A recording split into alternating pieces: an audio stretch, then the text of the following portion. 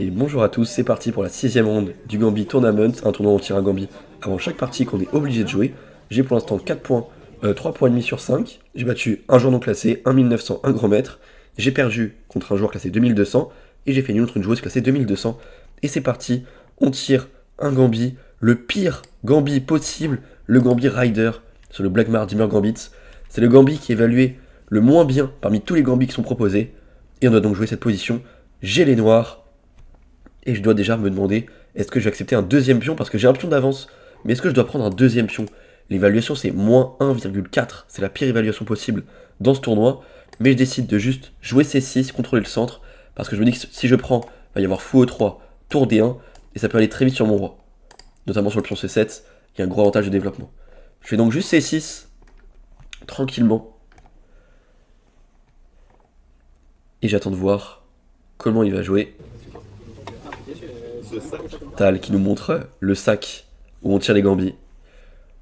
Bon, je pense que mon adversaire va sûrement défendre son pion dans un premier temps. Maintenant, comment le défendre? Est-ce qu'il va jouer fou E3? Est-ce qu'il va jouer dame F2? Est-ce qu'il va jouer cavalier GE2? Cavalier GE2, je me dis ça bloque peut-être son fou. Donc là, je m'attends surtout à fou E3. Peut-être pour jouer grand roc. C'est le point qui me paraît logique, mais il joue cavalier GE2. Allez, je joue fou G4. Mon adversaire, c'est Antoine Desjardins. C'est un joueur qui ne joue plus trop en partie longue, mais qui a été classé 2080, il m'a dit. Donc voilà, ça reste un très bon joueur, faut faire attention. Il fait donc dame D3. Il décale sa dame, je vais pouvoir me développer. Je fais donc E6, je vais développer mon fou de case noire. Maintenant que j'ai sorti mon fou de case blanche, je peux jouer E6. Je vais plus boucler mon fou. Oula. Oula, 1, 2, 3. Je vais plus bloquer mon fou en C8. Mon fou est sorti, je peux jouer E6. Je vais continuer par sûrement fou E7 ou fou D6. Pour faire ensuite petit roc. Peut-être cavalier BD7. Ça peut être un plan. Lui maintenant il a un pion en moins, faut qu'il arrive à trouver du jeu. Il fait fou G5, il vient me clouer. Peut-être qu'il peut préparer cavalier E4 pour venir jouer sur ce clouage. Je décide de jouer H6 dans un premier temps pour chasser son fou. Je rappelle que la cadence c'est 15 minutes plus 0 secondes par coup. Donc ça va plutôt vite. Alors là la question c'est est-ce qu'il prend ou est-ce qu'il recule? Il préfère reculer, je pense qu'il a raison, il a un pion de moins, il a envie de garder les pièces, garder la paire de fous, garder la pression sur le clouage. C'est logique, je fais donc cavalier A6. J'ai envie de menacer cavalier B4. J'ai aussi envie de menacer C5 peut-être, ou revenir en C7 pour aller en D5 aussi. Plusieurs plans possibles. Il fait A3, il m'empêche de faire cavalier B4 et de gagner un temps sur sa dame, puis fou F5, et je fais C5. Grosse erreur C5. Quel coup nul C5. J'ai mon roi qui est encore au centre pour plusieurs coups, et je joue C5, j'ouvre le centre. C'est vraiment pas malin. Fallait juste jouer fou E7 petit roc tranquillement. C5, le souci, c'est qu'il y a fou prend F6. Si je reprends de la dame, il y a dame B5, je vais me faire déroquer. Et si je reprends du pion, il y a dame E4, attaque mon fou, attaque mon pion B7. Je peux peut-être jouer fou prend E2, et prise, mais il va y avoir quand même dame prend. Ça va être compliqué cette position. Fou D6, s'il prend, je prends, mais cavalier B5. Bon, on voit que la position est assez bordélique. Est-ce que mon adversaire va voir fou prend F6? Au moment de la partie, j'ai pas vu que c'était aussi fort fou prend F6. Je me suis juste dit, ok, C5, je vais ouvrir. J'aurais peut-être pas dû. Ok, il fait D5. Il ferme le centre, mais il menace quand même de prendre en E6. On voit Daniel au fond de la salle qui a perdu en 10 coups. Ah, c'est terrible, il s'est pris un Gambit roi, il a perdu en 10 coups. Terrible. Mais bon, moins de 10 coups, je crois, de mémoire. Alors ici, il faut que je continue. Est-ce que je prends le pion en D5? Si je prends le pion D5, il va sûrement jouer dame B5. Et sur dame D7, peut-être prise. On va voir que les blancs vont récupérer le pion D5. Ils auront toujours un pion de moins, mais il y a une très mauvaise structure pour moi. Donc je sais pas trop comment évaluer ça. Est-ce que je dois d'abord jouer un coup comme G5? Ouais, j'envoie G5. On va balancer G5. Et quand il reculera, on ira prendre ensuite le pion parce que j'avais vraiment peur de prise et de prendre intermédiaire. Et je perds le pion D5. Donc d'abord G5. Comme ça on fait reculer le fou. Et ensuite je pourrais prendre le pion D5 et avoir 2 pions d'avance. Ensuite mon adversaire pourra faire grand roc. Il aura quand même un gros avantage de développement. Le roi à l'abri, des colonnes ouvertes. Je vais quand même avoir une mauvaise position. Mais bon, j'aurai toujours mes 2 pions de plus. Donc ça peut aller, je pense. L'ordinateur évalue ça comme moins 0,2. Donc je suis toujours légèrement mieux. Après fou G3. Et puis on prend D5. Alors là il réfléchit. Je me dis qu'est-ce qu'il veut faire s'il réfléchit, c'est bizarre. S'il veut peut-être faire un dame, D5 dame B5 intermédiaire. Ouais, non, je vais juste faire ça s'il fait ça. Ouais, il n'y a rien de spécial, ok. Ok, ouais, il recule en G3. Et là, je vais pouvoir reprendre le pion en D5. Bien sûr, je prends pas du cavalier, parce que si je prends du cavalier, il y a fou E5 qui me fait me déroquer. J'aurais pas F6 à cause de dame G6. Donc je fais pion prend D5, et j'ai donc mes 2 pions de plus. Attention, parce que j'ai quand même un roi qui est au centre, des faiblesses sur case blanche à cause de G5, des pièces plutôt mal placées. Bon, la position est vraiment pas belle, mais j'ai mes 2 pions de plus. Donc potentiellement, je peux réussir à rendre 1, 2 pions pour réussir à m'activer, mettre mon roi à l'abri. Donc on peut se dire que c'est pas si grave que ça. Ici, un coup plutôt malin, c'est peut-être de jouer cavalier C7 pour défendre la case B5 et défendre le pion D5. Et si elle vient faire prise et cavalier prend, on va être très content. Parce que comme je l'ai dit, j'ai 2 pions de plus, et ça me permet de développer mes pièces, j'en rends un. Il a pas dame là, bien sûr, parce que je peux revenir en E6 et faire petit roc. Donc cavalier C7, c'était vraiment un coup intelligent. Je le joue pas. J'envoie C4, qui est pas forcément très malin, parce que je libère une case pour le cavalier en D4, plus derrière un chemin jusqu'à F5 peut-être. Donc c'est pas très malin C4. Mais bon, je voulais vraiment prendre la case C5, libérer mon fou, pour peut-être mener une attaque, et venir sacrifier en A3 à un moment. Mais c'est vrai qu'il y a plus de points négatifs que de points positifs, donc C4, pas très bon. Mais ok, c'est toujours égal, on passe de léger avantage noir à léger avantage blanc, c'est pas dramatique. Il fait donc dame E3, faut que je défende l'échec, est-ce que je mets la dame, est-ce que je mets le fou? Le problème si je mets la dame, c'est peut-être qu'il peut jouer fou E5 et continuer à mettre une pression monumentale. Je vais donc plutôt fou E7, tranquillement. Et je vais vite mettre mon roi à l'abri, toujours avec mes 2 pions de plus. Parce que c'est vrai que s'il n'arrive pas à trouver quelque chose rapidement, à long terme, j'aurai toujours mes 2 pions de plus. Donc pour les finales, etc., je vais toujours être mieux. Alors, à quoi il réfléchit? Est-ce qu'il a envie de percer ma structure avec H4? Non, j'ai pas l'impression. H4, peut-être que je peux juste faire dame B6, proposer un échange assez malin, et sur dame E5, peut-être juste jouer grand roc, envoyer grand roc. Sur dame prend, tour H8, on envoie les coups. Et là, il va se prendre des D4, il pourra pas défendre son cavalier en E2. Donc ouais, ça peut être malin ça sur H4. S'il fait H3, je reviens en E6 pour défendre. Qu'est-ce qu'il peut calculer à part ça? Fou E5 pour menacer fou prend F6, bah, je vais faire petit roc. Il y aura plus de menaces. Ok, bah il fait fou E5. Bon, il menace donc de faire fou prend F6 avec le clouage, et je perds une pièce. Je dois donc soit faire petit roc, soit peut-être jouer dame B6 et proposer l'échange. Mais c'est vrai que cet échange là, je suis vraiment pas sûr maintenant. Parce que là, il va y avoir une énorme pression. Je vais peut-être devoir donner une qualité déjà d'ailleurs. Je vais pas être bien du tout. Donc ouais, j'ai pas tellement le choix. Je fais petit roc. Bon, ça m'arrange de faire petit roc. Je mets le roi à l'abri. J'ai toujours mes 2 pions en plus. Je vais sûrement pas tarder à en rendre un, parce que le pion D5 ne pourra pas être tenu tout le temps. D'ailleurs, s'il veut, il peut déjà le ramasser. Mais c'est pas forcément très malin de le ramasser maintenant, parce que je vais pouvoir jouer B5. J'aurai un pion de plus et il aura pas de jeu. Il fait donc H3 dans un premier temps. Il attaque mon fou en G4. Je vais devoir le reculer. Bon, si je vais en H5, je vais me prendre G4. Donc je recule direct en E6. Je vais pas lui faire gagner des temps. Et donc là, ouais, je me doute qu'il va prendre la case D4. Et c'est pour ça que C4 était vraiment une erreur. Je vais laisser cavalier D4. Le fou en E6 va être en prise. Si je reprends, j'aurai un trou sur G6. Donc ouais, la position n'est pas rêvée. Malgré les 2 pions de plus, je me sens pas forcément très à l'aise. Il fait cavalier D4. Et là, peut-être que j'aurais dû jouer dame B6 par exemple, pour jouer sur le clouage. Fou E2, cavalier C5. Quelque chose comme ça, mettre un cavalier en E4 ensuite. Et j'arrive à stabiliser ma position. Mais ici, je vais pas penser à cette idée, je vais jouer fou D6. Qui est une erreur, fou D6. Pourquoi c'est une erreur? Parce qu'ici, après cavalier prend E6, pion prend E6, il va y avoir fou prend C4. Et je me prends le clouage, je vais devoir rendre un pion. Après, oui, je rends un pion, mais en même temps, j'ai aussi un peu plus me libérer. Donc si j'ai avoir une position où je passe de avoir 2 pions de moins, 2 pions de plus, mais être vraiment pas bien, à avoir un pion de plus et tout va bien, bah clairement je rends le pion et tout va bien. Mais est-ce que vraiment tout va bien? Je suis vraiment pas sûr. Ici il hésite entre prendre le fou d'abord ou prendre le pion C4, il peut aussi faire comme ça. Mais s'il fait comme ça, je suis très content. Je vais pouvoir sortir mes pièces et il a quasiment plus de jeu. Il fait donc fou prend C4. Je fais fou prend E5 intermédiaire, dame prend. Et maintenant je vais pouvoir défendre le pion E6. J'ai toujours un pion de plus, j'ai toujours une faiblesse, c'est le pion E6. Faut réussir à la garder parce que si je la perds, là par contre, c'est compliqué de gagner ça après. Donc il faut vraiment que je garde ce pion E6. Est-ce que je joue cavalier C5? Bon, il y a peut-être B4 sur cavalier C5 à calculer. Si je joue le cavalier, je vais perdre E6. Bon, j'ai peut-être dame B8 qui me sauve. Je l'avais pas vu pour la partie. Je décide peut-être de jouer dame D7. J'hésite, je suis à 2 doigts de le jouer. Ouais, je le joue, dame D7. Je défends mon pion. Mais c'est peut-être un peu risqué ce coup. Parce que maintenant mon cavalier F6 n'est plus défendu.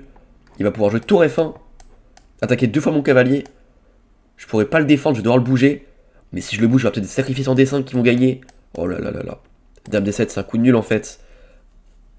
Tour H-F1, oui. Et là, ouais. Là, on voit que je suis pas hyper serein. Je sais pas tellement quoi jouer là, je me sens pas très bien. Je peux pas défendre mon cavalier parce que sur Dame G7, il va juste faire Dame prend E6. Suivi de cavalier prend D5 par exemple. Je suis obligé de bouger mon cavalier en fait. Mais où je le bouge? J'ai pas de case. Où je vais aller? Je peux jamais prendre le fou parce que je suis cloué. Aïe aïe aïe. Ok, je fais cavalier H5. Mais là, il y a un coup qui me fait très peur. Et là, je regarde l'échiquier. J'essaie de me faire tout petit. J'essaie qu'il ne voit pas le gain. Il y a cavalier prend D5 qui gagne directement. Si je prends, il y a fou prend. Et là, sur roi H7, il y a fou E4. Roi G8 et tour prend dame. Sur cavalier prend D5, prise, fou prend, je perds direct. Donc sur cavalier prend 5, je dois jouer peut-être tour prend F1. Tour prend F1 et cavalier C5. Mais là-dessus, il y aura aussi peut-être cavalier. Cavalier F6, prise, tour prend. Je vais avoir un problème sur le pion E6. Il me laisse tour G6. On a l'impression que je suis totalement perdant. Aïe aïe aïe. Faut pas qu'il le voie.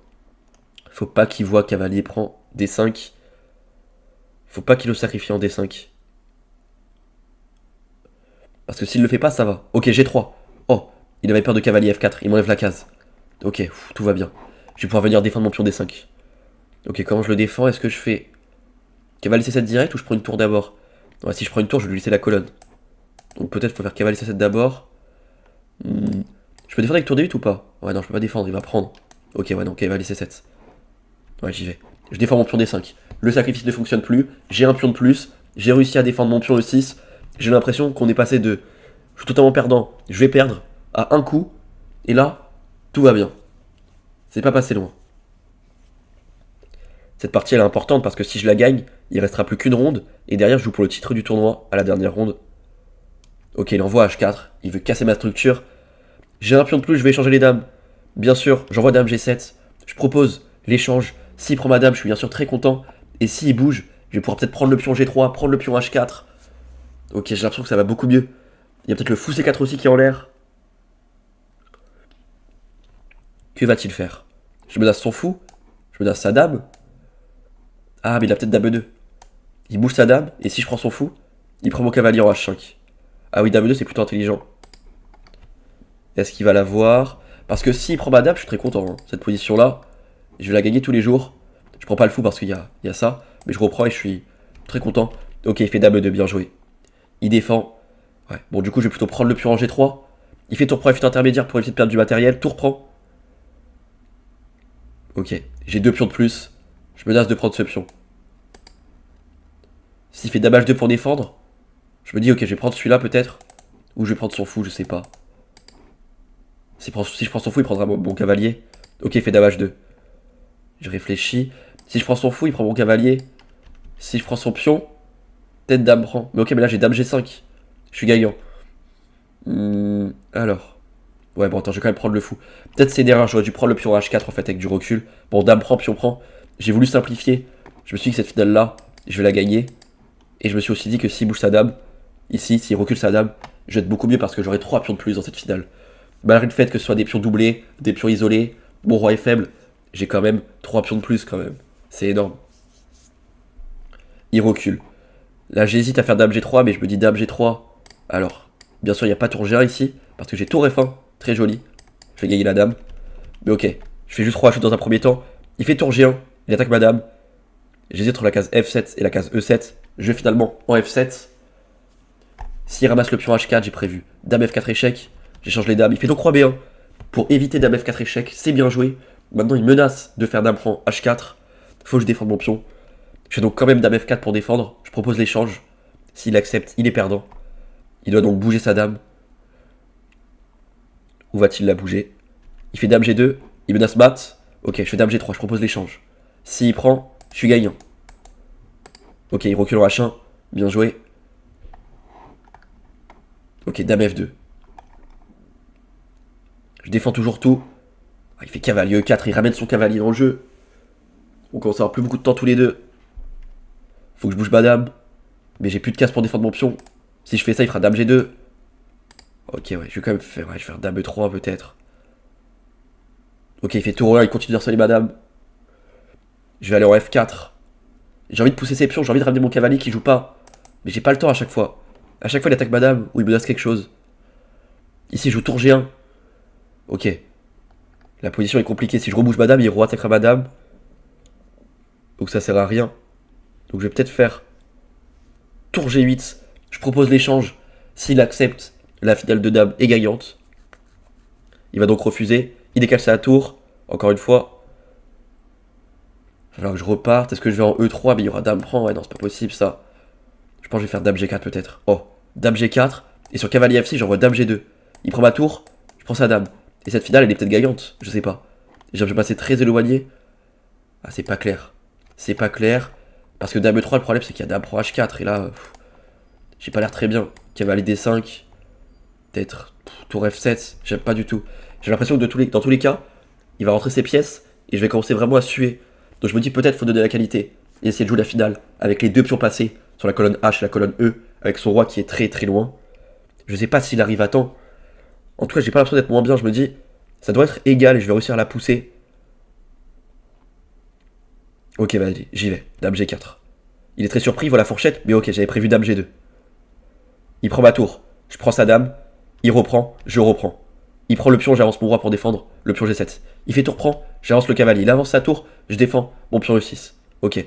J'enlève mes pièces du canapé. Il fait tour C4. J'envoie le pion H5. Ici. Il fait tour D4. Le seul coup c'était tour A4. C'est hyper dur à défendre côté blanc. J'avance mon roi. Il fait C4, j'envoie cavalier F4. Mon cavalier va bloquer sa tour. Je vais pouvoir pousser mon pion, il envoie B4. Je pousse. H4. Il revient avec sa tour, il voit que c'est. qu'il doit revenir, je pousse H3. Il fait C5, il pousse son pion aussi. Et j'envoie cavalier E2. Je menace de faire cavalier G3, pion pousse. Et je menace la fourchette. Oh, il pousse son pion. Est-ce que je fais cavalier G3 ou est-ce que je fais la fourchette? Non, je fais la fourchette. C'est gagnant. Roi C2, prise, pion pousse. C6, promotion dame. Et je vais pouvoir ramasser le pion. Il reprend, je reprends de la dame. Et il abandonne. Ça fait donc 4,5 points sur 6 dans ce tournoi. Rendez-vous demain à 18h pour la dernière ronde. Je vous laisse avec le petit dialogue à la fin de la partie.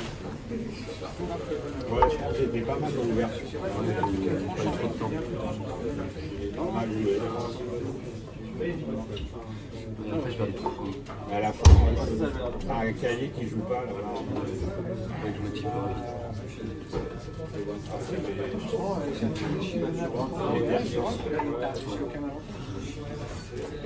Un gros craquage à la fin, la fourchette. Cahier. Là, elle est complètement.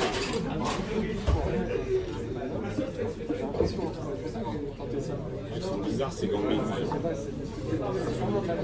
Et je vous dis à demain pour l'analyse de la dernière ronde de ce tournoi.